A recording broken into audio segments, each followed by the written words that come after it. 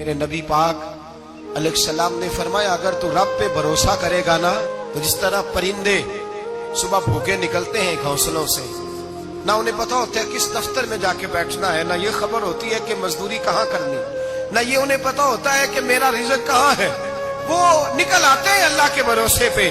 نکلنا تیری ذمہ داری ہے، نکلنا۔ وہ نکل آتے ہیں اللہ کے بھروسے پہ۔ فرمایا جب نکل آتے ہیں شام کو واپس لوٹتے ہیں تو اللہ انہیں پیٹ بھر کے روزی عطا کرتا ہے۔ بھروسہ ذات خدا پہ، بھروسہ اللہ کی ذات پہ، رب کریم کی ذات پہ۔ بندوں پہ لوگ بھروسہ کرتے ہیں، دنیا داروں پہ، سیاستدانوں پہ، وڈیروں پہ، پھر بھروسے ٹوٹتے ہیں۔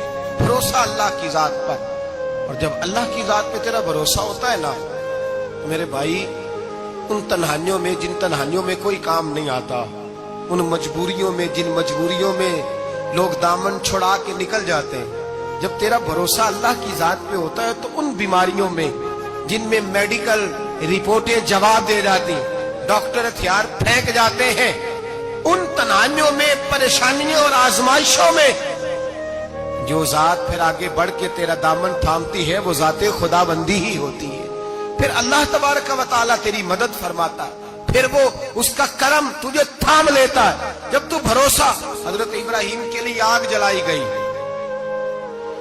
80-100 کسی نے کہا 80,000 فٹ اونچی آگ، دائیں بائیں آگ ہی آگ، اتنی بڑی آگ کہ سمیٹی نہ جائے، پرندہ گزرے تو گر جائے۔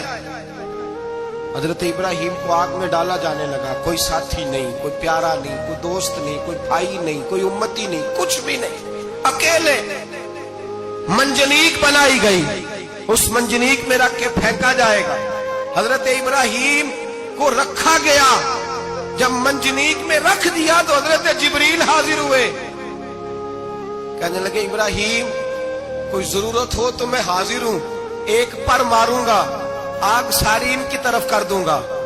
اب فرمانے لگے حاجت تو ہے پر تیرے ساتھ میری کوئی حاجت نہیں۔ وہ بارش کا فرشتہ آیا، کہنے لگا حضور حکم دیں تو برسا دوں۔ ہوا کا فرشتہ کہتا ہے میں اللہ کی طرف سے مامور ہوں، مجھے حکم ملے تو میں ہواؤں کے رخ پھیر دوں نمرود کی جانب، یہ ساری آگ ان پر گر جائے، بارشیں برسا کے سیلاب کر دوں۔ تو حضرت ابراہیم کہنے لگے مجھے کسی کی حاجت ہی نہیں۔ فرمایا ٹھیک ہو گیا، جیسے وہ چاہتا ہے میں تیار ہوں۔ حضرت جبریل امین عرض کرنے لگے حضور میں آیا ہوں، مجھے حکم دے۔ فرمایا کوئی ضرورت نہیں تیری، آپ جائیے۔ کہنے لگے پھر رب سے دعا ہی کر لیں۔ تو حضرت ابراہیم کی آنکھوں میں 2 آنسوں کے قطرے چمکے، فرمانے لگے رب کو نہیں پتا اس کا خلیل کس حال میں ہے، وہ نہیں جانتا، میرا مالک ہے، میرا رب ہے، میری پیشانی اس کے سجدے کی لذت سے آشنا ہے، میں صرف اس کی بارگاہ میں جھکتا ہوں۔ جب مالک وہ ہے، رازق وہ ہے، پیدا کرنے والا وہ ہے، دینے والا وہ ہے، سننے والا وہ ہے، تو پھر مجھے بڑھ کر سنانے کی حاجت نہیں۔ جبریل آپ جائیے، میرا بھروسہ اللہ کی ذات پہ ہے، میں جانوں اور میرا خدا جانے، بیچ میں کوئی نہیں آئے گا۔ حضرت سیدنا اور پھر اللہ تبارک و تعالیٰ کے نبی کا بھروسہ تھا تو پھر آزمایا گیا ان کا بھروسہ۔ یہ نہیں کہ آگ پھینکنے سے پہلے بجھ گئی، بلکہ تمام کتابیں اٹھائیے، آگ میں ایک دفعہ گرنا پڑا، آگ کے اندر جھونس دیے گئے، ڈال دیے گئے۔ جب آگ میں گرے ہیں پھر آواز آئی ہے یا نار کونی بردم و سلاما علی ابراہیم، اے آگ اب تو ابراہیم کے لیے سلامتی والی بھی ہو جا اور ٹھنڈی بھی ہو جا۔ تو رب تعالیٰ فرماتا ہے تو مجھ پر بھروسہ کر، میری ذات پر تیرا توکل ہونا چاہیے۔ وَمَن يَتَوَكَّلْ عَلَى اللَّهِ فَهُوَ حَسْبُهُ، تو میری ذات پر بھروسہ کر، میں تیری دنیا بھی اچھی کر دوں گا، تیری آخرت بھی اچھی کر دوں گا۔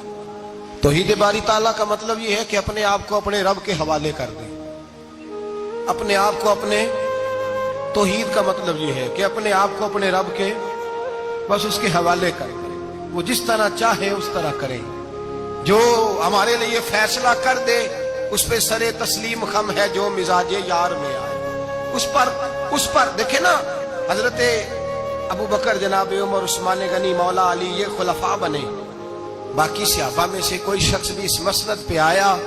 کوئی نہیں آیا۔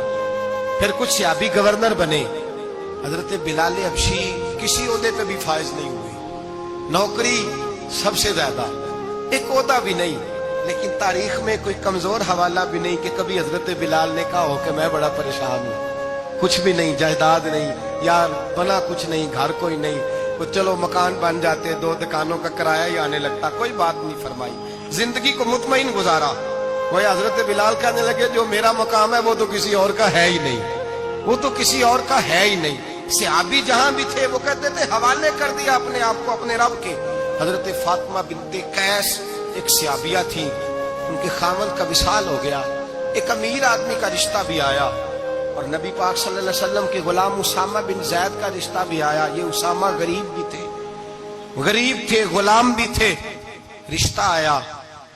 اب انہوں نے حضور کی رضا دریافت کی تو نبی پاک کا جھکاؤ غلام اسامہ کی جانب تھا۔